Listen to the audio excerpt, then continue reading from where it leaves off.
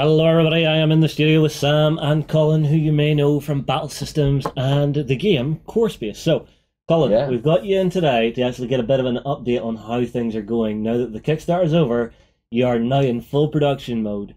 But the first thing to ask for anybody who maybe missed the Kickstarter is, can you give us a very quick synopsis on what Core Space is? Okay, so Core Space is at the heart of Core Space. It's a science fiction, sci-fi miniature skirmish game. But of course, we're Battle Systems, so it's fully set up on its full 3D scenery. And you take control of two crews, or as many as you want, really. Now the Kickstarter's done, there's quite a few crews.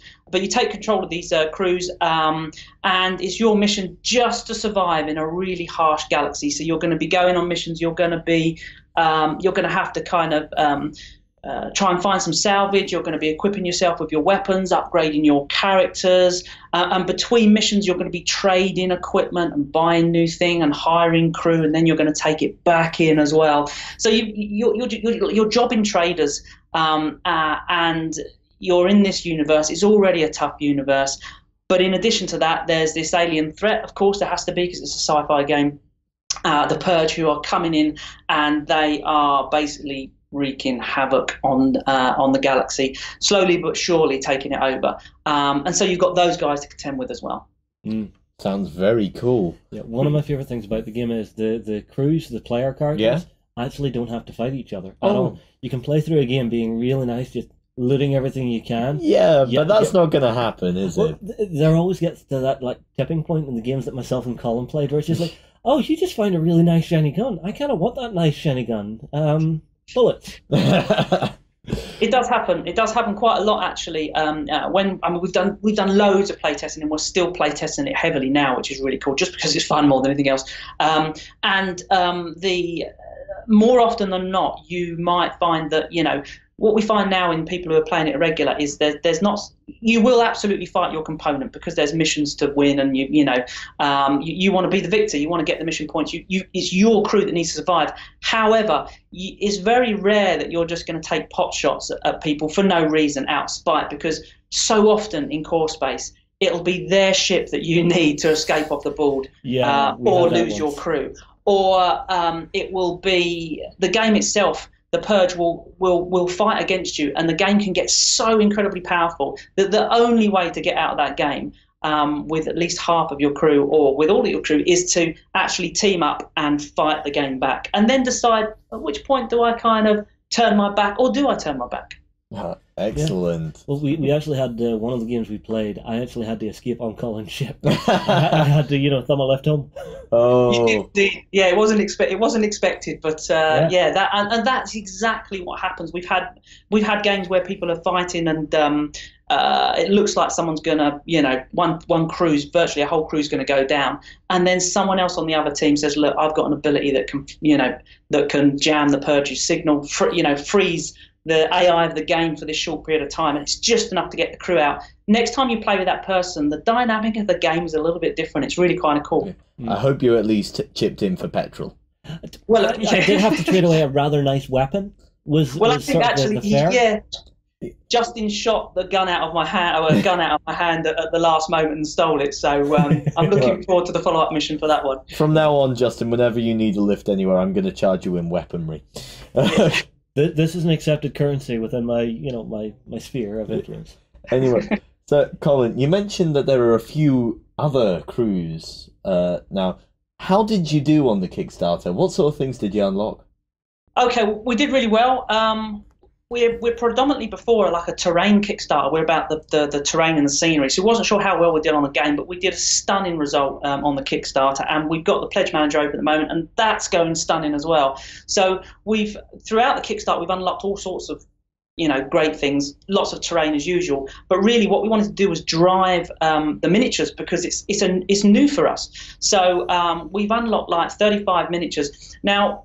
One of the things that we did with Core Space when we went straight in, what we didn't want to do, we didn't want to have a game that had just multiples of the same pose. So you go, here's all your units, and then all of a sudden they're all exactly the same pose, because we wanted almost every character in the game to be a unique sculpt. So when I say we've unlocked 35 characters, each one of those characters is an absolute unique sculpt in itself, which is incredibly expensive, but it was the only way to go because of it's so character, almost RPG driven, with the miniatures, with the characters you play in the game. But even the AI, even the characters that interact, like the gangers and the galactic core and all these other AI that might come in and help you, might come in and hinder you. All of those guys, they're all unique sculpts, which is really, really cool. So we've unlocked 35 of those. And a big part of those is, we've got civilians. There's a lot of civilians that we've unlocked, and we've unlocked lots of extra crews. So when we launched the Kickstarter, we started with the 2 crews, and I think we've got 6 crews now, which are each with 4 characters in it. Everyone a unique sculpt. Nice one. Well, Colin, the big question that I'm sure is on all of your backers' minds and your late backers' minds is, development-wise, how far along are you guys at the moment? How is the actual production process going for you? Okay, well, I'll tell you right now, we're bang on target. So we're still looking at the delivering in November. The real secret is actually we're about 3 weeks ahead of ourselves, but we always lose that with shipping and various other things. And so far, just to jinx it all, of our other 4 Kickstarters, we've delivered all of them on time, basically. So we're hoping to be delivering on time. We're certainly on target to deliver on time as well. Production is going very, very well. We're finishing off all the final bits of artwork and component upgrades and so on and so forth. So we're really just there. Excellent. Nice one. Yeah, it's always good to see things progressing well after a Kickstarter like that. Yeah, we're good at it now. Now, you said you are still playtesting because it's a lot of fun. What changes have you made to the game since the Kickstarter? Well, the core mechanics of the game, which is really one of the massive attractions, even though it's very RPG kind of focused on the characters, the gameplay is incredibly fast. There's no checking of large charts and stuff. So all of that, none of that's changed. However, what we've done is we've tidied a few areas up that needed tidying up, and we've also added some really cool sort of extra rules as well. So we've got we wanted ammunition because all the characters have ammunition on their little dashboards. They have all their ammunition and everything here. So what happens is that we wanted that to be a little bit more of an issue when you're in the game. So there's more reload and you have to conserve your ammo a bit more. So we've introduced with a variety of weapons something called burst fire, which gives you the opportunity to kind of basically, still using one action, fire off a lot more shots. It doesn't double the power of the weapon, but it does add extra combat dice, which gives you a big advantage, especially when you're rookies. And that then depletes more ammunition. So that we've added a few things to the rules like that, which really just add a little bit of tension to the game, that we thought that we could just push that a little bit higher. And we've got all sorts of advanced rules as well. So you can kind of knock a window out, shoot through windows. You can dive through windows. Should it need to be done? We've got hiring crew. We changed the dynamics of how you can hire crew. We've changed the dynamics of the civilians in the game as well. They were pretty cool already, moving around the game and interacting, sometimes trading with you, etc. But now we've added a persuade element into them, where you can persuade the civilians to do things.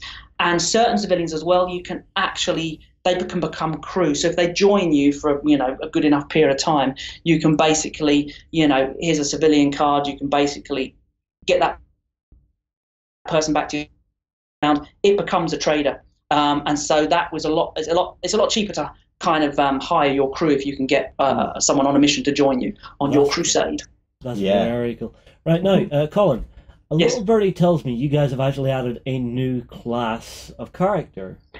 Yes, in fact, we kind of added 2. So basically, one of the characters that we brought into the game was a character called Mac, who is a character that I designed when I was 16. I'm now 44, I don't mind saying, and for a graphic novel. Now, he never made it really in the graphic novel, but he made it in the Core Space universe, this character called Mac. So when we brought this character in, Mac, we thought to ourselves, okay, so we want to be able to represent the fact that he's a machine. And the class cards, every character has their own cool little class. So when you pick your character, you get to put on your class board, and you've got hunter class, soldier class, crew, you've got techs, and so on and so forth. we wanted something for machine, so we've produced a machine class, and those skills are very unique to the machine class.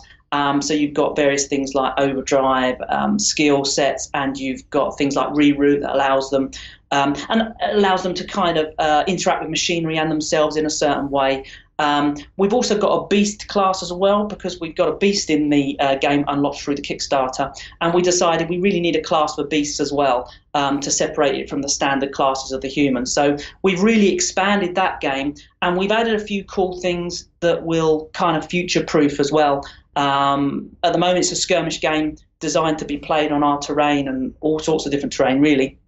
But we've added a kind of component. All the character cards have got little points values now at the bottom, based on their abilities, current abilities, and how well their future ability, how powerful they can become. And so there could be some mechanic. We're future-proofing the game so that you can kind of maybe expand it up to different scales as well. That's excellent. I have to ask one thing. They're a Mac, yeah? Do they have an arc villain who's a PC? Oh, bad one. I couldn't resist. It was there. I know. It is one of the great things about Core Space, though. The world does feel like it's living and breathing whenever you have it on the tabletop. So actually, having civilians who aren't just getting in the way, they might panic and shoot at you. They might decide, oh look, there's a trader. I have this rather nice weapon. Would you care to purchase this from me? It's very much the shifty dealer and the back alley's going, hey mate, you want to buy a watch? Do you want to buy some automatic weapons? It does happen. Many a time the civilian, has been, a massive help or hindrance in the game. Even something as similarly as just randomly running in a direction that puts them in the line of fire, which just gives you enough time to, move your character out of the line of fire. And when they've only got one health point left, that's the difference between, getting back to your ship and not getting back to your ship. And the fact that the game is moving around you all the time, it does feel like a real environment, in the fact that it's very hard to just go in there and know exactly what you're going to do. You have to think on your feet when you're, all the time. Excellent. Now, there are also update components, yeah? What do they give you in this game? Okay, so basically what we've done with the components, we've because of the immense amount of playtesting that we've done, we've really kind of had some fun testing stuff, had a little bit of time to have fun kind of testing the best way to portray certain items. So I'll bring this little card up here again. This is the little dashboard, and you would basically, this is a prototype dashboard here, and what you do, you pick your character. So here we've got Ariana. And what you choose your character, you then choose the class they're going to be, and you upgrade them from mission to mission and so on. You've got your ammunition and your health and skill points. You've got a little tray in here which represents all the little items that you pick up during the game. So here we've got a really nice little combat rifle, and she's got some ammunition.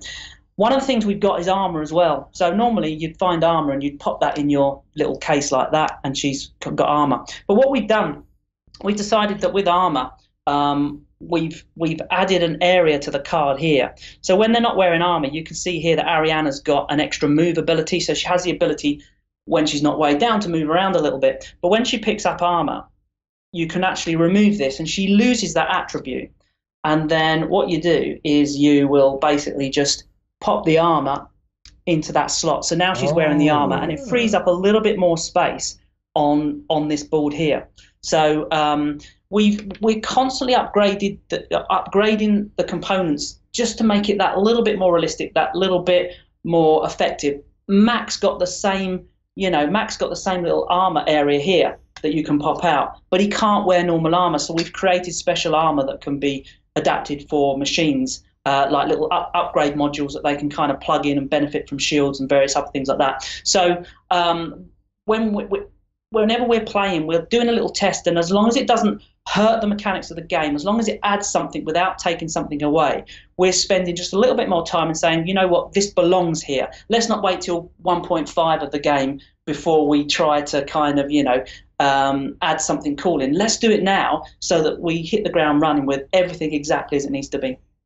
I do like the idea of having the armor slot on your character card, because whenever you're playing through the game, that little track where you can actually put weapons and gear and stuff, it fills up quick. Yeah. And then you're rummaging through boxes going, oh, do I want to drop my med kit or my pistol for this new rifle? Exactly, Really exactly. It's one of the nipples. aspects. Yeah, absolutely. It's one of the aspects of the game that really make you have to think and choose what you're going to take. And we thought very carefully before we added the armor slot, because it does increase that, but we didn't want it to affect the game. It doesn't. You still have some massive choices to make as far as what you take and what you leave behind. And it's only added, so it's absolutely in there to stay. Yeah, yeah. Okay, final question then, Colin. So, you've mentioned very quickly that the Pledge Manager is up and running. So, final Yes. two things that I would really like to know. How long is the Pledge Manager going to be running? What dates? And what are we looking at for delivery date-wise for everybody who pledged?